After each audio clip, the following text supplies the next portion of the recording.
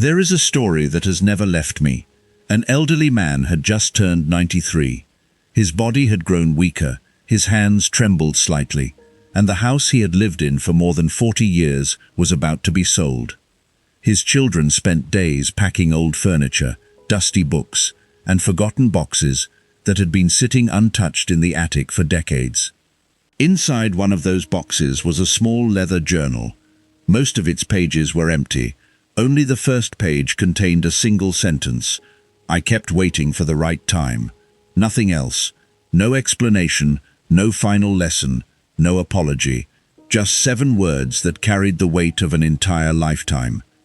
Imagine reading that sentence, knowing the person who wrote it would never have another chance to rewrite it. It forces an uncomfortable question. How many lives are not destroyed by tragedy, but by postponement? We often imagine that our greatest enemy is failure. Marcus Aurelius believed otherwise. Failure is visible. You recognize it the moment it happens. It hurts, teaches, and eventually fades into memory. The real danger is far quieter. It doesn't arrive with pain, it arrives with comfort. It whispers that there is always another morning, another Monday, another new year, another opportunity to become the person you promised yourself you would be. And because its voice is gentle, we trust it. Days become weeks, weeks become years. Without noticing, the life we intended to build slowly becomes the life we merely imagined. Marcus Aurelius spent much of his life surrounded by reminders that tomorrow was never guaranteed. As Emperor of Rome, he watched wars consume nations, plague claim thousands of lives, and powerful men disappear almost overnight. Every sunrise carried uncertainty. Yet his greatest concern was never whether he would die. It was whether he would waste the time he had before death arrived. That distinction changed the way he lived. Most people treat time like an endless river. The Stoics treated it like a candle. Every second that passes is another drop of wax that will never return. The flame doesn't burn faster because you ask it to slow down. It simply keeps burning. So does your life. Here's what makes this terrifying. You rarely notice the moments that shape your future. No single scroll through your phone ruins your discipline. No single excuse destroys your potential. No single comfortable morning changes your destiny. But repeated hundreds of times, they quietly build a life you never intended to live. A sculptor doesn't create a masterpiece with one strike of the chisel. He creates it through thousands of nearly invisible movements. Life works the same way. Character isn't formed by one extraordinary decision. It is carved by ordinary choices, repeated so often that they become who you are. The Stoics understood this better than almost anyone in history. They weren't trying to make life longer. They were trying to make every day impossible to waste. Because they knew something that modern society often forgets. You don't lose your future all at once. You trade it away in tiny, almost invisible transactions. 5 minutes of distraction, one postponed decision, another promise made to yourself and quietly broken. Each one seems harmless, until one day you look back and realize years have disappeared without becoming the life you once imagined. If there is one idea I hope stays with you until the end of this video, it is this. Your life is not being stolen by one great enemy. It is being quietly negotiated away by hundreds of small compromises you no longer notice. And that is exactly why Marcus Aurelius believed mental strength had nothing to do with muscles, status, or intelligence. It began with learning to recognize the invisible habits that quietly ruled your life, because once you can see them, you can finally stop obeying them. Before we uncover the first Stoic rule, I want you to answer one question honestly, not for me, but for yourself. If your life continued exactly as it has over the last 12 months, where would you be 5 years from now? Don't answer too quickly, because your answer may reveal the one thing Marcus Aurelius spent his entire life trying to protect. Not his empire, not his reputation, but his time. And the first rule begins with a truth that almost everyone believes, yet it is one of the most dangerous lies ever told. I'll start tomorrow. Rule 1. The most dangerous lie you'll ever believe. There is something strange about the human mind. It can accept painful truths, yet it desperately clings to comforting lies. And perhaps the most comforting lie of all is this: I have time. Not because anyone has proven it, not because tomorrow has ever been promised, but because your mind quietly assumes that the future will always give you another opportunity to become the person you've delayed becoming. Marcus Aurelius refused to make that assumption. Every morning, before discussing military strategy or settling political disputes, he reminded himself of something most people spend their lives trying to avoid. You could leave this world today. Those words weren't meant to create fear. They were meant to destroy illusion, because when you stop assuming tomorrow belongs to you, something remarkable happens. You stop treating today like a rehearsal. Think about an hourglass sitting on a table. When it's full, no one pays much attention to it. People talk, they laugh, they wander away.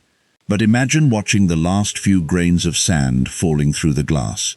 Suddenly, every second matters. Nothing about time changed, only your awareness of it. The Stoics believed the same thing happens to a human life. The tragedy isn't that our time is short. The tragedy is that we live as though it isn't. That's why people keep postponing the things that matter most: the phone call to a parent, the first chapter of a book they've dreamed of writing, the business they've spent years talking about, the apology they know they should make, the healthier life they promise will begin next Monday. One day becomes 1 week. 1 week becomes 1 year.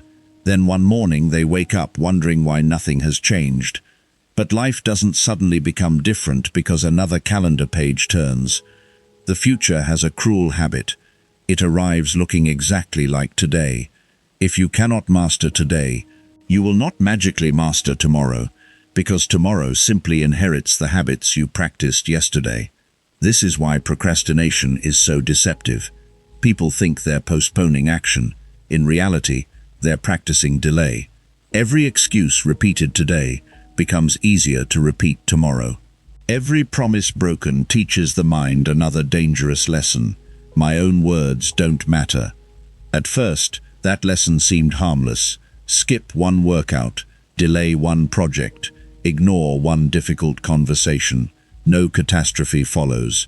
Life appears unchanged, but your subconscious is always watching. It records every agreement you make with yourself, and every agreement you break. Eventually, something begins to happen that few people notice. You stop trusting yourself. Not because you're incapable, but because you've quietly trained your own mind to expect surrender. Confidence doesn't disappear overnight. It erodes, one excuse at a time. Imagine hiring an employee who broke every promise they made. The first week, they arrive late. The second week, deadlines are missed. The third week, they promise they'll improve. Months pass, nothing changes. Eventually, you stop believing them. Now ask yourself something uncomfortable. If you treated another person the way you treat your own commitments, would you trust them? The Stoics believed that real confidence has nothing to do with speaking louder, or standing taller, or pretending to believe in yourself. Confidence is evidence. It grows every time your actions prove your words can be trusted. That is why discipline always comes before confidence, never the other way around. Modern culture tells you to wait until you feel motivated. Marcus Aurelius would have smiled at that idea, because motivation is a guest. Sometimes it visits, sometimes it doesn't. Discipline is a resident. It stays whether inspiration arrives or not. There is an old Roman saying that victory belongs long before the battle begins. The Stoics lived as though every ordinary morning was preparing them for an extraordinary challenge they couldn't yet see. They understood that life rarely announces its hardest days in advance. You don't receive a letter saying, 3 months from now you'll lose your job, or next year someone you love will become seriously ill, or tomorrow your entire life will change. Those moments arrive without permission. And when they do, you don't rise to the level of your hopes, you fall to the level of your habits. That is why today's small decisions matter so much. They are quietly preparing the person you'll become when life finally tests you. So before you ask yourself whether you're ready for tomorrow, ask a better question. What kind of person am I becoming today? Because the answer to that question determines far more than your next 24 hours. It determines the direction of your entire life. And that leads us to the second Stoic rule, a truth that modern society celebrates every single day without realizing the damage it causes. Most people aren't standing still, they're moving constantly, yet somehow they're going nowhere. Rule 2, the prison of busyness. There is a sentence that sounds responsible, productive, even admirable. I've been so busy lately. People say it with pride. Friends nod in agreement. Co-workers understand. Society rewards it. But Marcus Aurelius would have asked a question almost nobody asks today. Busy doing what? Because movement and progress are not the same thing. Imagine watching two men from the top of a hill. The first man spends all day running. He never stops. Morning until sunset. Constant movement. Constant effort. The second man walks much slower. Sometimes he even stops to think. At the end of the day, the first man has traveled in circles. The second has crossed the entire valley. Who accomplished more? This is the quiet tragedy of modern life. People exhaust themselves chasing tasks that never move them toward the life they actually want. Their calendars are full, their minds are full, their phones are full, yet their lives feel strangely empty, not because they aren't working, because they're working without direction. Marcus Aurelius once wrote that people who have no goal are pulled in every direction. Look around. Has that ever been more true than it is today? The moment you wake up, your attention is already under attack. A notification, an email, a headline, a text message, a trending topic, someone else's emergency, someone else's opinion. Before you've even had the chance to ask what truly matters today, the world has already answered for you. And if you aren't careful, you'll spend your entire life completing other people's priorities while quietly abandoning your own. That is the real cost of distraction. It doesn't always steal your time. Sometimes it steals your purpose. Think about an archer standing before a target. Would anyone admire him for shooting 1,000 arrows into the forest? Of course not. The number of arrows means nothing if none of them reach the target. Your effort works exactly the same way. Working harder is useless if your energy is pointed in the wrong direction.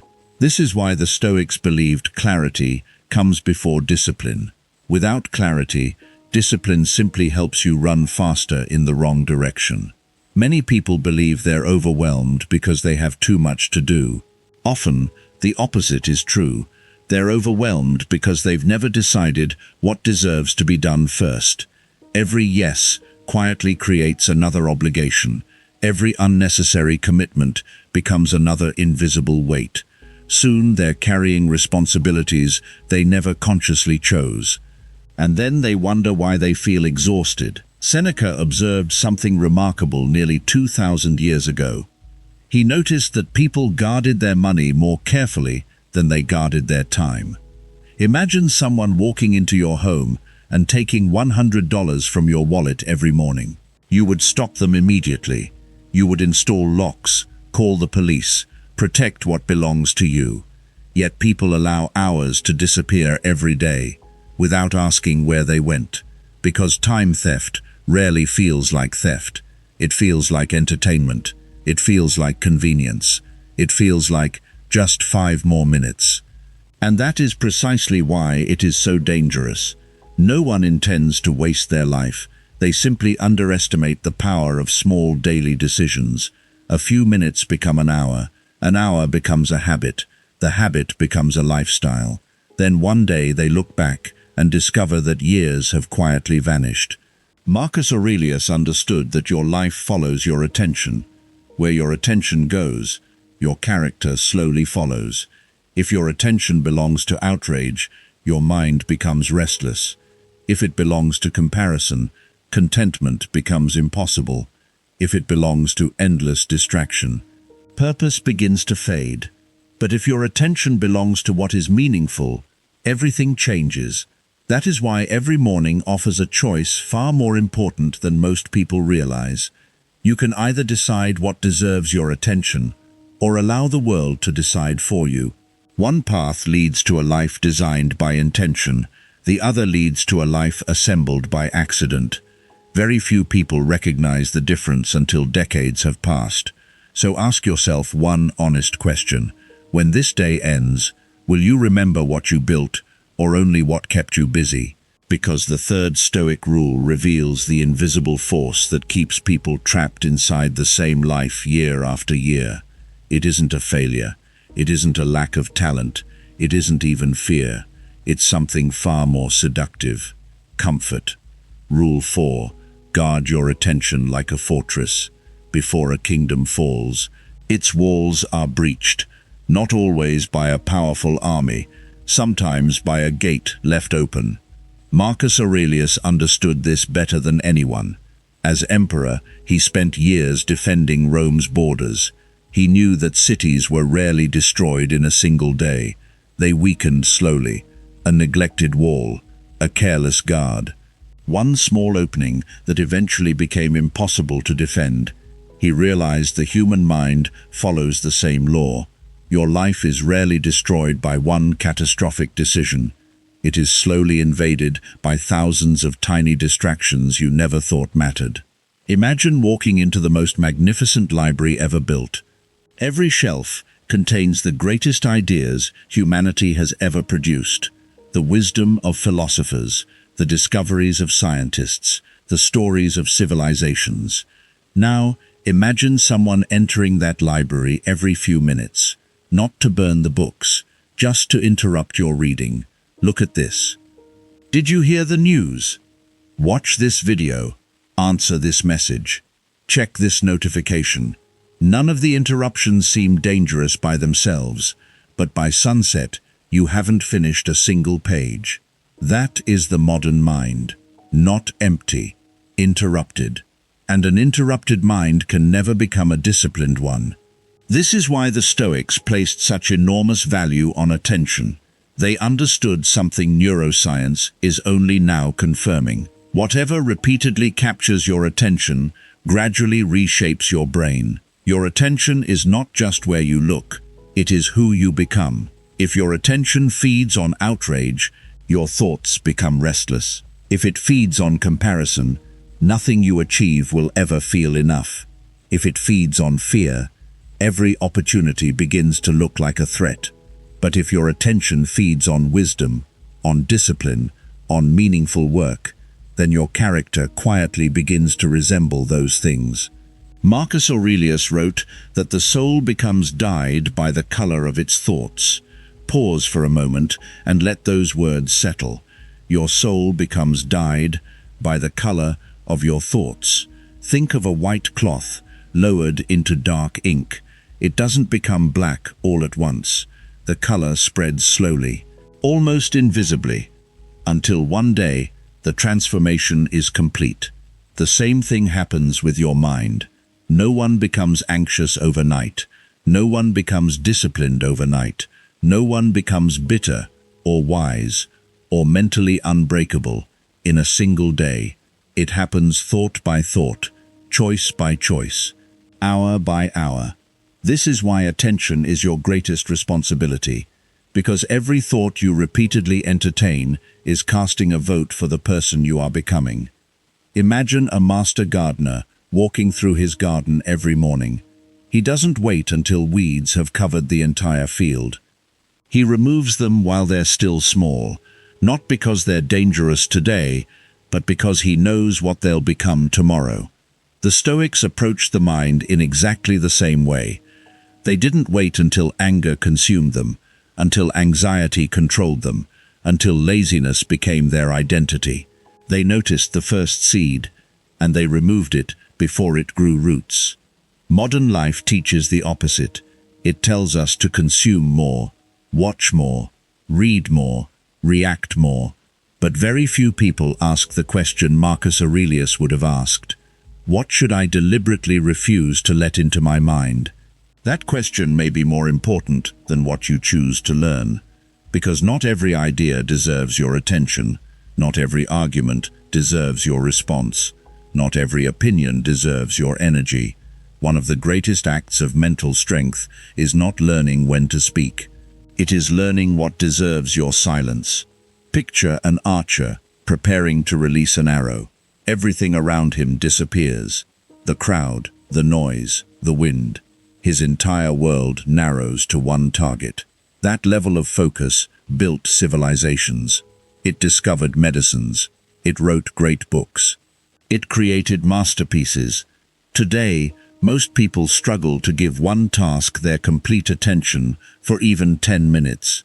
Not because they lack intelligence, because they've unknowingly trained themselves to expect interruption, and whatever the mind repeatedly practices, it eventually becomes. So ask yourself something honestly. When was the last time you sat alone, without music, without your phone, without a screen, without trying to escape your own thoughts? For many people, they can't remember, not because they're weak, because the world profits from a distracted mind. A distracted person buys more, consume more, compare more, questions themselves more. But a disciplined mind, a quiet mind, a focused mind, it is incredibly difficult to control. That is why protecting your attention is no longer just a productivity habit, it is an act of freedom. Because once you decide what is allowed to enter your mind, you begin deciding who you will become. And that leads to perhaps the most misunderstood Stoic lesson of them all. Most people believe discipline is built when everyone is watching. Marcus Aurelius knew the exact opposite. Real discipline is always invisible first. Rule 5. The discipline no one will ever applaud. If I asked you to name the strongest person you know, who comes to mind? Perhaps it's someone who stayed calm while everything around them fell apart. Someone who kept their word even when it cost them. Someone who carried enormous responsibility without complaining. Notice something. You probably didn't admire them because they talked about discipline. You admired them because they embodied it.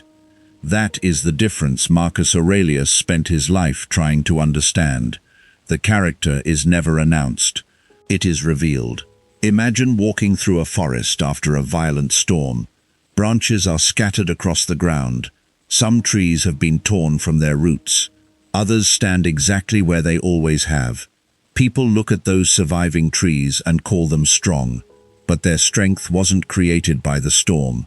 The storm merely exposed what had been growing beneath the surface for decades.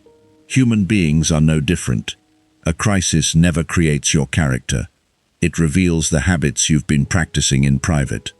That is why the Stoics placed so much importance on ordinary days.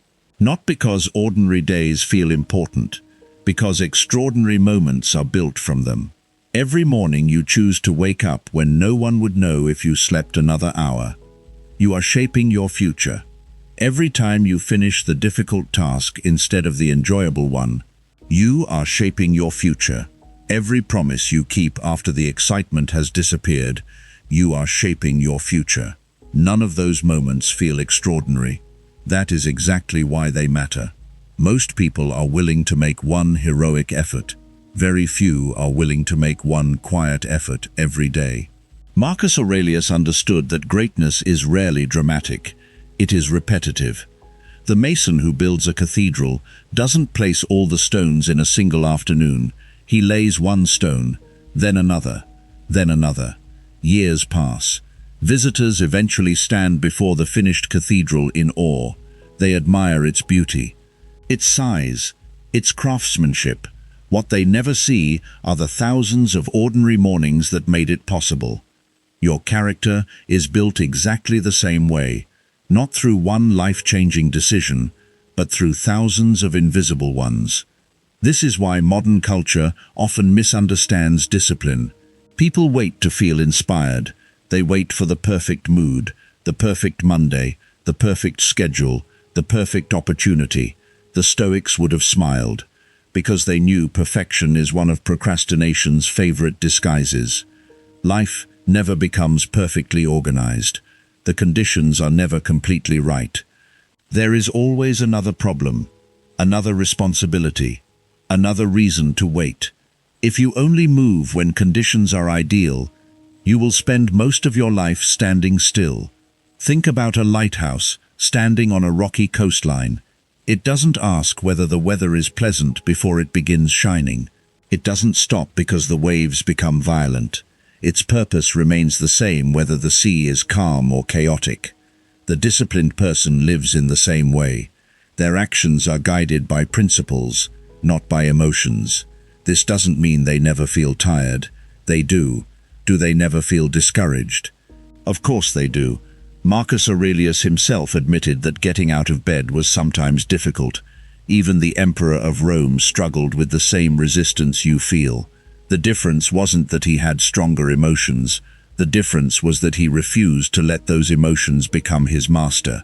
He reminded himself, "You were born to do the work of a human being, not to seek comfort, not to chase endless pleasure, but to live according to reason, courage, justice, and self-control." That reminder is just as powerful today, because your greatest battle is almost never against another person.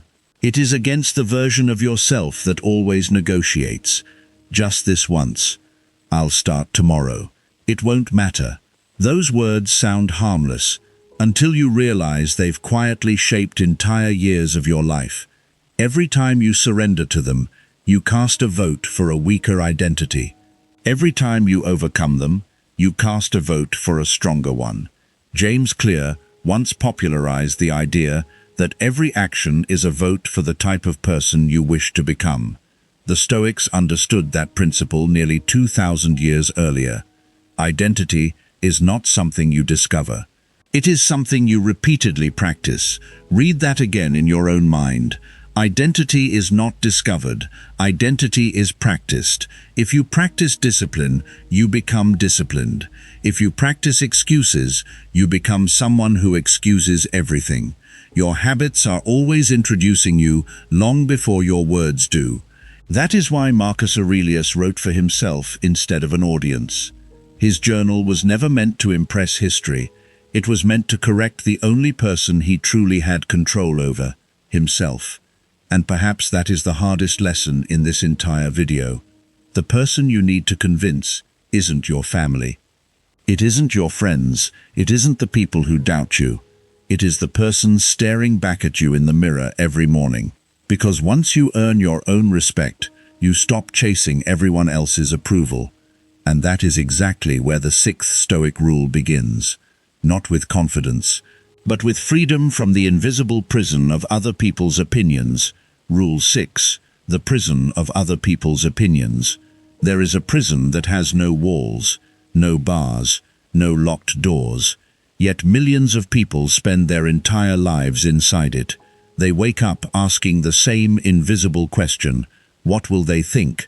They choose careers because they'll be admired.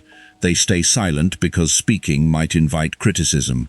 They hide their ambitions because success would make others uncomfortable. They settle for ordinary lives, not because ordinary is what they wanted, but because ordinary people attract less attention. Marcus Aurelius understood something that most people never discover. The moment you begin living for applause, you surrender control of your happiness to the crowd, and the crowd is impossible to satisfy. Imagine an actor standing on a stage. The performance ends. Half the audience rises to applaud. The other half remains seated. Some loved it, some hated it. Now imagine the actor returning home that night, unable to sleep because of the few people who refused to clap. That is how many people live every day. They ignore the thousands of things going right, because one opinion echoes louder than all the others.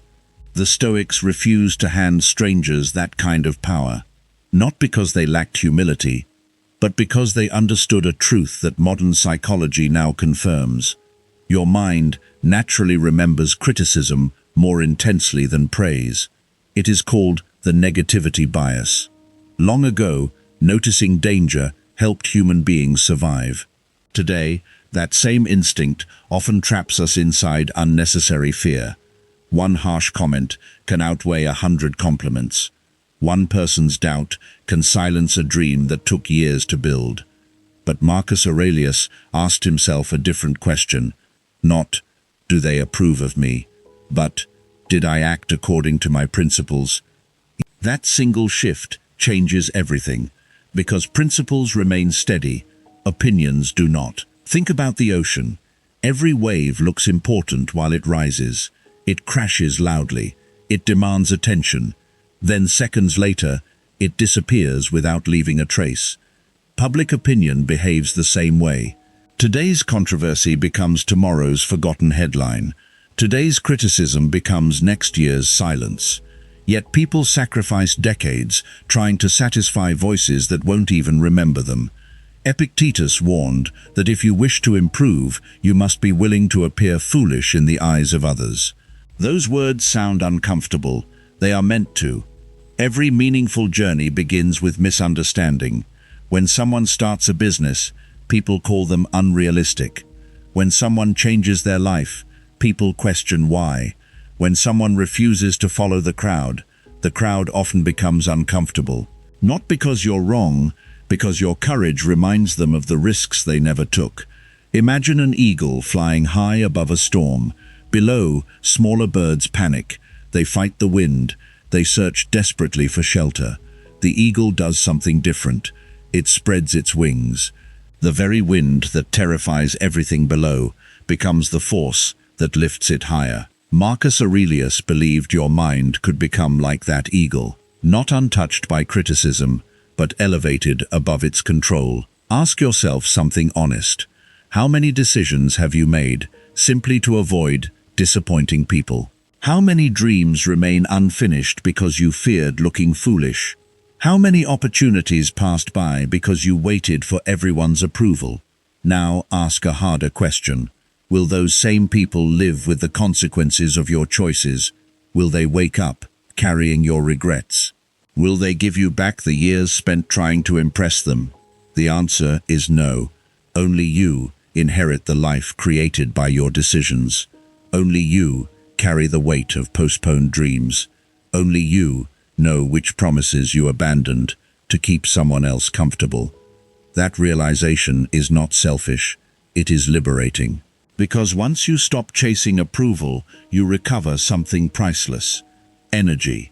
The energy once wasted explaining yourself, defending yourself, comparing yourself, can finally be invested where it always belonged, into becoming the person you were meant to become.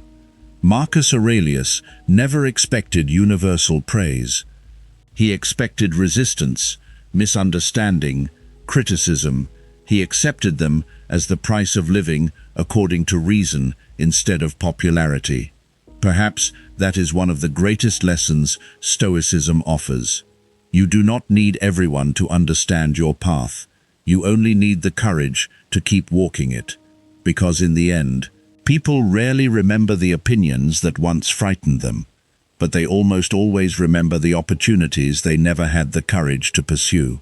And that brings us to the final Stoic rule, the one Marcus Aurelius returned to again and again, the rule that gives every other lesson its urgency. Because when you truly understand it, you stop counting the days of your life and you begin making your days count. Rule 7, live so time cannot defeat you. There is one question that Marcus Aurelius returned to more than any other, not because it was comforting, because it was impossible to ignore. If today were your last day, would you still live it this way? At first, that question feels unsettling. Most people push it away. They tell themselves it's too dark, too serious, too uncomfortable. The Stoics believed the exact opposite. They believed avoiding that question was what made people waste their lives. Imagine standing in a museum filled with thousands of hourglasses. Every one of them belongs to a different person. Some still have years of sand remaining, others have only a few grains left. Here's the strange part. No names are written beneath them. No one knows which hourglass is theirs. That is the human condition. We all live as though we can see how much sand remains. But we can't. And because we can't, we postpone the very things that give life meaning. Marcus Aurelius never allowed himself that illusion. He walked through palaces knowing they would one day belong to someone else. He wore the emperor's crown, knowing another man would eventually wear it after him. He commanded armies, knowing that one day his voice would fall silent forever.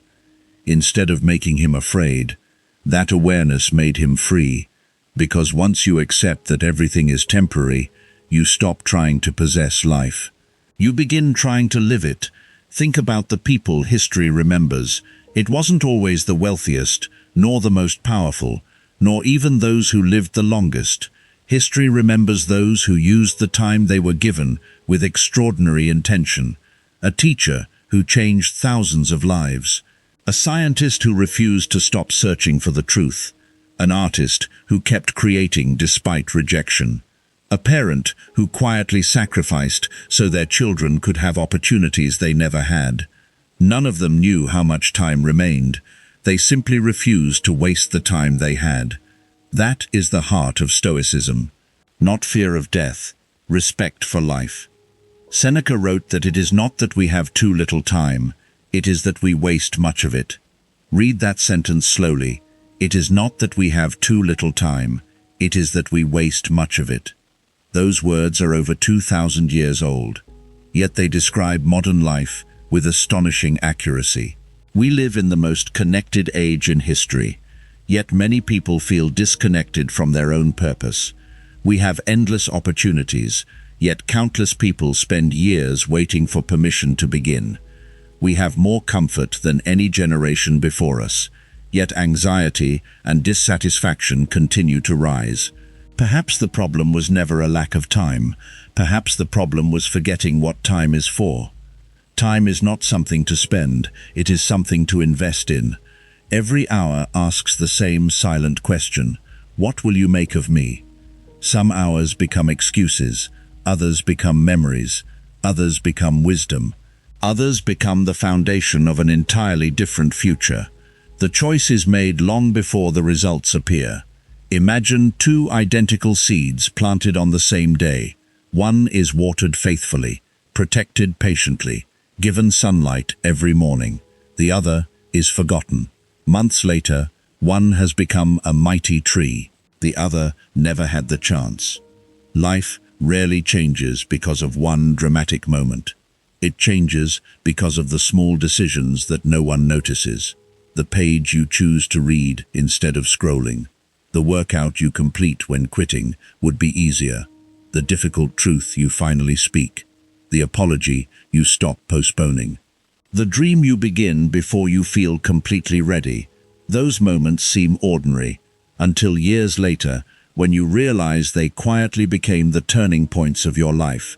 And now, I want you to remember the old journal we began with. The one found in a dusty attic. The one containing only 7 words. I kept waiting for the right time. When I first heard that story, I couldn't stop thinking about it. Not because of the words themselves, but because I realized something unsettling. That journal wasn't really describing one man's life.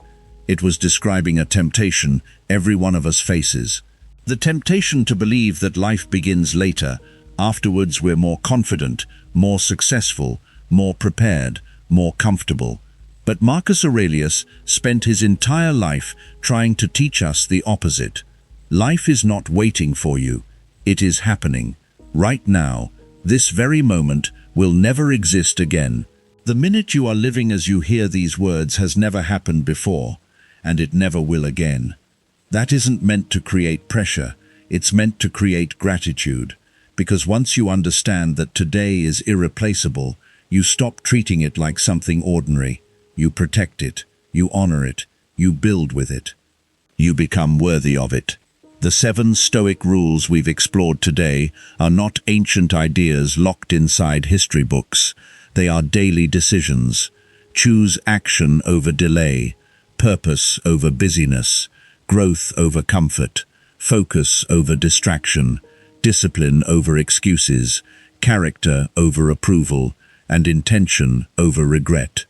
Practice those choices long enough, and something remarkable begins to happen. You don't just become more productive. You don't just become mentally stronger.